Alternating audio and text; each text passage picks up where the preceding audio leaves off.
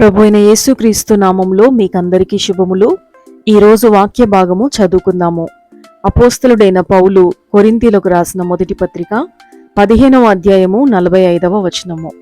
ఇందు విషయమై ఆదామును మొదటి మనుషుడు, జీవించు ప్రాణి ఆయనని వ్రాయబడి ఉన్నది. కడపటి ఆదాము జీవింపచేయు ఆత్మ ఆయను.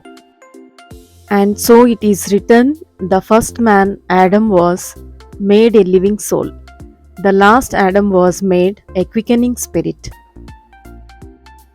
ఈరోజు దైవిక స్ఫూర్తి. Adam was formed from the earth and his body was given life. ఆదాము నేలమంటి నుండి చేయబడినాడు మరియు ఆయన దేహమునకు జీవం ఇవ్వబడింది.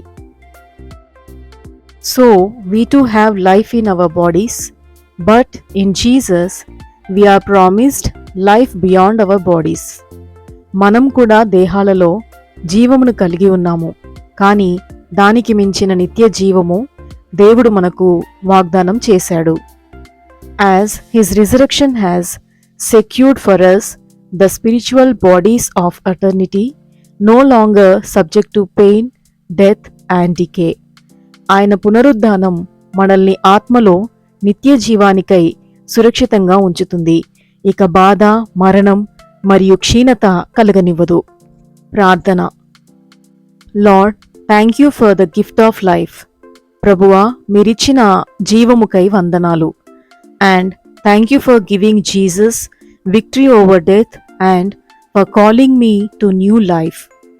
మరణంపై విజయం యేసుకు మరియు ఆయన ద్వారా నూతన జీవితానికి నన్ను పిలిచినందుకు వందనాలు. You have given me hope through the resurrection. యేసు పునరుద్ధానం ద్వారా నాకు మీరిచ్చిన నిరీక్షణ కొరకు వందనాలు.